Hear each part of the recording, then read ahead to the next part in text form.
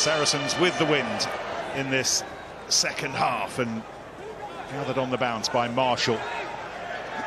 And immediately that black Saracens press.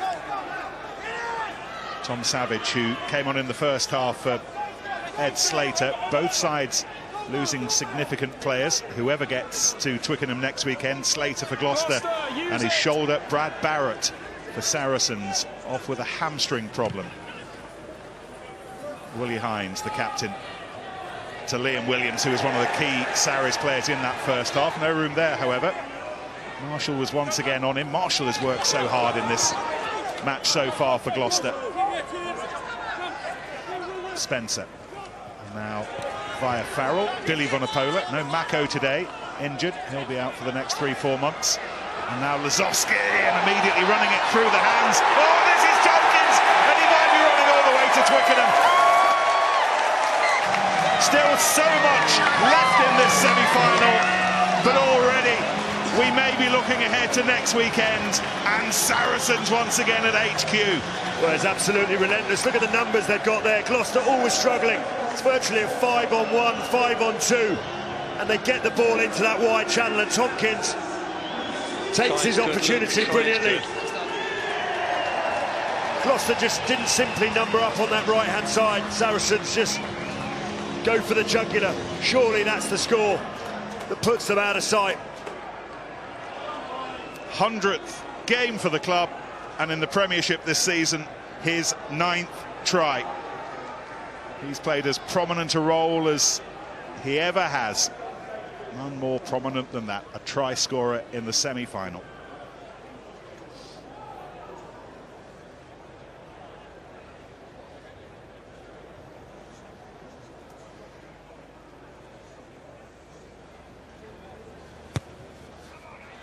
With the wind, with the conversion, with the extra 2. Saracens 30, Gloucester 7.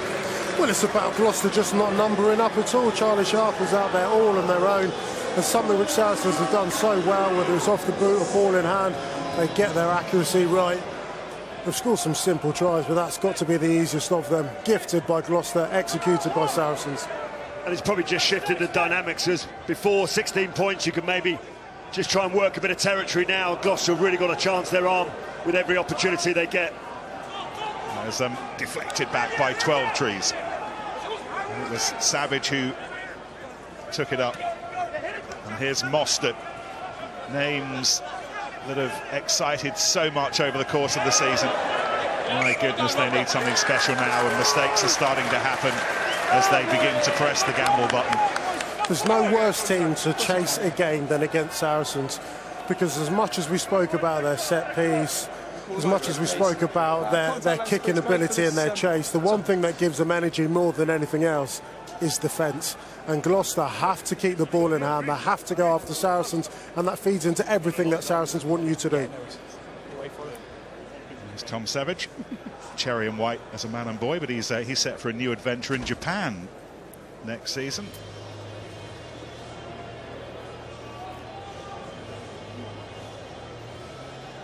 Just wondering about those injuries. We talked about them. I think increasingly we can talk about Saracens being in the final next weekend, and whether Brad Barrett will play. He's been nursing injuries over the last couple of months. That ankle injury that he thought, lots of people thought, might end his season. Is it now the hamstring that finally does for him? Well, he's had a few metal plates being put into his cheeks. I'm not sure a metal plate will sort out his hamstring, that's for sure. It's just sad to see him, such a brilliant servant. How good was he a couple of weeks ago? But hamstring injury, to turn that around in 7 days, to play up against the very best, he might just be struggling to make that appearance on June the 1st. Okay, yeah, Richard Bamford, the head physio here, worked wonders to get the ankle back to something like full working order. Hamstrings, however, different issues. Yeah, just noticed as he came off, he took a little bit of time just to whisper something in young Tompkins' ear, and whatever he said, he's done the trick, because that young man has had his opportunities limited by wonderful centre pairing, but when he has had his chances, he's really taken them. Gloucester trying to do what they can to disrupt that scrum, but instead it's Spencer running away again into Gloucester's halfbacks, Hines and Cipriani. And then... You cause that. Leave it, Scott, leave it, roll away. You can't use your feet on the floor and kick it out of his hands. Giving him the benefit of the doubt, not carding him. He's pleading his innocence, but it's his boot, trailing boot, that doesn't allow Billy Vunipola to play the ball at the base of this ruck. Whether he did that accidentally or deliberately. This Spencer makes the break. Willie Hines gets trapped in there, and he just kicks out, just puts his boot over the top of the ball. I think he knows exactly what he's doing. Lucky it's not a yellow, Lawrence, I think, of that line break. The match had been tighter, might have seen a slightly different card. Yeah, I think he's being lenient, it's fair to say, when it's 30 points to 7, you can do that as a referee, can't you? And how about this from Farrell? Just stretching their lead even further.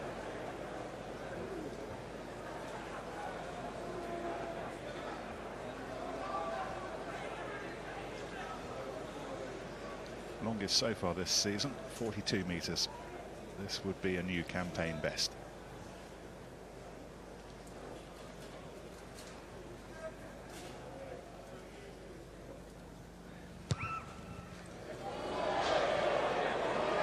Even wind assisted. Just had to give that a little bit too much. I have to say, I mean, I don't question much of what Sarries do, but that was a slightly odd decision. When you're 30 points to 7 up and it's an enormous kick on the angle, even Owen Farrell, why would you not just boot it down in the corner and accumulate that penalty pressure? Cipriani with the short stabbed restart. Creel did what he could to get under it, but again it's London ball and Billy ball.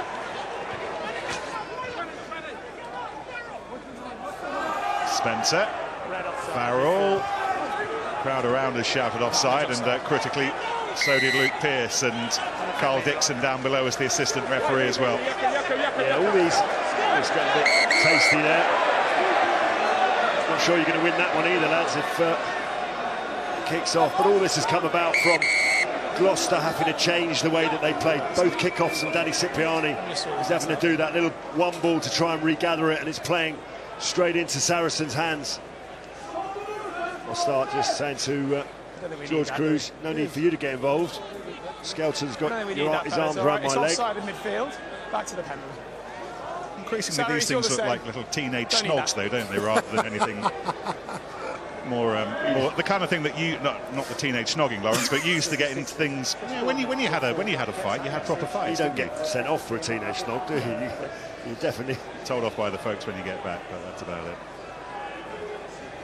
Frustration, I think, from Gloucester. He's tried everything he can to disrupt their line out. Whenever he's been given the ball by Cipriani or anyone, he's straightened up and run hard and strong, and he's had a fantastic season. He can hold his head up high for sure. Once again, Farrell in front of the post. This much more Farrell country in terms of distance, slap bang in front of it from 40 metres.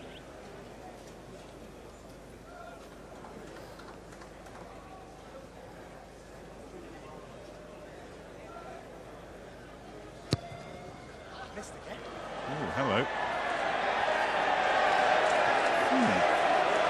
Very on Owen Farrell like. 6 points spurned. It's still a comfortable gap, however, 30 points to 7.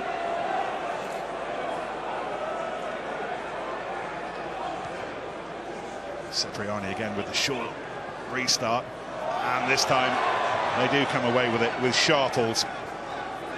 Only survivor from Gloucester's 2011 semi-final lineup at Vicarage Road. Oh, and then Atkinson gets skeltoned. Yeah, again, it was a good read from the big second row. Creel doing what he can, holding off Spencer, now taking on Barrington, and now the other prop, Cock. 12 trees, Cipriani, how quick was Atoje up on him? And then Marshall, a hint of the high about that, more than a hint, it was, it'll be a penalty. You know what, Cipriani did brilliantly to get that pass away under pressure. That was all or nothing, that pass. Tompkins just holding his hand up, just acknowledging the fact he caught his man a little bit high there. Marshall. Can Gloucester get something going from this line out? Well, Lawrence, it's a big moment to get the detail right. They've got to launch something, score more tries than anyone off set piece, off line out. The deficit of 23 points, just over 30 minutes to go. Got to get this right. Franco Murray. Mostert with his arms in the air, but it was ahead of him to Ackerman, and quickly off the top Atkinson and Hines linking up to try and create some hope via midfield. Mostert to Savage, who rather had to reach behind him a little bit, just slowed up the momentum. Did well to create half a metre or so. Cipriani to 12 trees. And Tompkins there trying to make amends for the high tackle. Mostert getting hit hard by Skelton, who's flying around. Cipriani waiting for the defence to come up, and then he finds Morgan. Wonder whether Itoji's done enough there. The ball's come out. The Saracens are going to sweep on it. Ball was always out. Yeah, the ball was loose and Skelton fell on it. And George, and there's a whole cavalry of Saracens players to this right-hand side. Lazowski, Williams, Farrell, and Tompkins will have a second. Already the presses are running. Already they are printing the Twickenham tickets. Well, it's a wonderful defensive effort from Saracens. Cipriani's trying to throw that pass that we highlighted with that set up and shape in attack, but the door was very firmly shut. It was a mixture of Itoji and one or two others that get in behind. Skelton's there, secures the ball, and then there's some wonderful interpassing, beautiful hands, some good lines run. And Tompkins is over for a second. It's superb. Of all the tries that Saracens have scored today, that's probably going to be their most pleasing. A try started with defence, executed and punished by their attack and their crispness. Talk about the evolution of Saracens. Years ago, it used to be boring Saracens, just used to kick, just used to defend. No one can have that conversation anymore. Vunipola knocking the ball on. Honeck with the pass to Atkinson. Field just opened up a little bit, maybe here for Gloucester. 12 trees to Cipriani to Marshall. And there's Tompkins again. We wondered if they'd miss Brad Barrett. Of course they'll miss Brad Barrett, but Tompkins, one of those replacements who comes on and adds value. Cipriani. And as soon as he looked to his right, he saw George Cruz. Okay, no hands, 8. You just look at what Saracens are doing, because they know that Gloucester are having to chase the game. Look at their increased line speed. I mean, just I say that, he actually goes offside, but the intent's there for them to get up. A few ironic jeers around here from Gloucester. Five. Next time I have to speak to you is a penalty against you. We've spoken 3 times. Adjust. He's offside. the biggest guy, isn't he, Mostert, and that little battle with Will Skelton as Cipriani clears it to the 22. Well, there's been a wonderful wrestle all season for the starting jersey between Ben Spencer and Richard Wigglesworth. For the first time this season, the younger man has started to win it, starting regularly.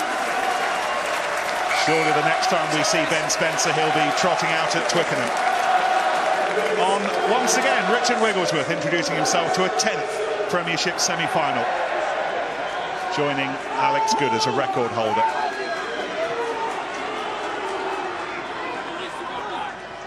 Murray lays it back to Hines. Atkinson, oh, bouncing ball. Just too many loose threads at the moment from Gloucester. Well, that's a lineup which started on the 22. Through their inaccuracy, once again, they're up on the halfway line.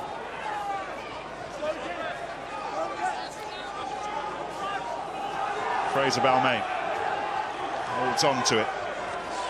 Coaches forward of the season, incidentally, Balmain. Used to be in the shadow of Dan Cole at Leicester. John Arfoa when he was at Gloucester, now very much the first choice tight head, but he and his mates have got a battle on their hands now.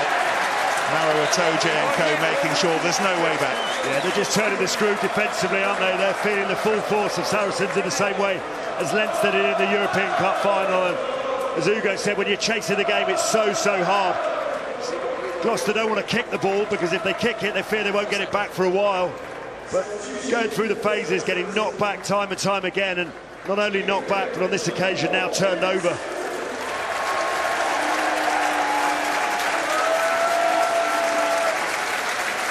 Ezekwe on, Nick Skelton off. Season that began with Phil Morrow, the head of performance here at Saracens, suggesting that Will Skelton could lose a bit of timber. Well, I'll tell you what, he's the perfect illustration of being able, for Saracens' ability to be able to get the very most out of their players. He's been around the world, this boy.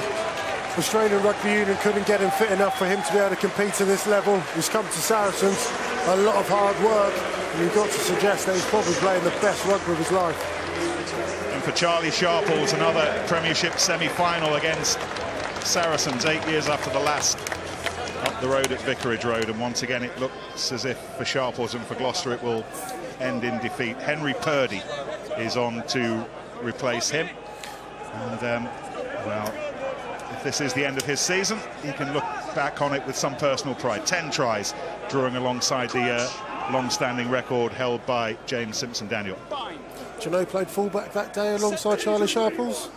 I do. Lawrence? Freddie Burns. Our guest today. Wigglesworth. Farrell still running so hard, and now Williams looking for another try of his own, but that went forward. Some respite for Gloucester's embattled defence. It was almost as if Saracens were trying to do what Gloucester do to them, weren't they, off that set piece, but just didn't quite get their passing right. Al Sanderson is ready to have a natter down on the touchline. We've talked about so much over the course of the season, Al, but that kicking strategy today has really borne fruit for you. Oh, it paid off dividends, didn't it? And like I said, there's a lot of detail that goes around it, aside from the fact that it's brilliant kicks, and we've got some of the best kick regather players in the world, and the likes of Liam and Sean Maitland. So no, it's worked for us today, it's paid off, and sometimes the bounce the ball don't go your way, but we'll take it. I was talking about how much you train during the week at St Albans on those kinds of things. Just give us a hint of the detail. What goes into it? It actually bores the lads off massively, but they understand how important it is. For the start, it's having the right numbers on the feet, the right players on the feet, either side of the ruck, and then it's having the right line to where the catch is going, and then where the other players are around that catch. And there's a lot of stuff we've taken from the AFL without giving too much away, but it's kind of being on the inside of that basketball key when you're getting rebounds from the net, that kind of philosophy. Brilliant, Al. Your blokes are at it again, so we'll watch what they're up to. Thanks for your time. Cheers, mate. Farrell to good, tiptoeing through, almost to the line, not quite, lays it up for Vincent Cott. Henry Purdy was in the way, importantly. Atoje gathers it, stretches, not quite. Cipriani was there, and then another twist for Tompkins, and he's got his hat-trick. Only the second semi-final hat-trick in Premiership history. The blonde-haired Nick Tompkins standing now alongside the giant Matt Banahan. Well, it's a wonderful break from Alex Good. You've got to applaud Tompkins, because one of the biggest and best players on the field, Maratoji's had a go. He's tried to dot it down over the line. He's been knocked back. And Nick Tompkins says, move over, Maro. This is how you do it. Bursts his way through and just stretches that great big mitt out and gets his hat-trick. 3 Saracens tries in the 16 minutes since half-time, scored by Tompkins and Tompkins and Tompkins.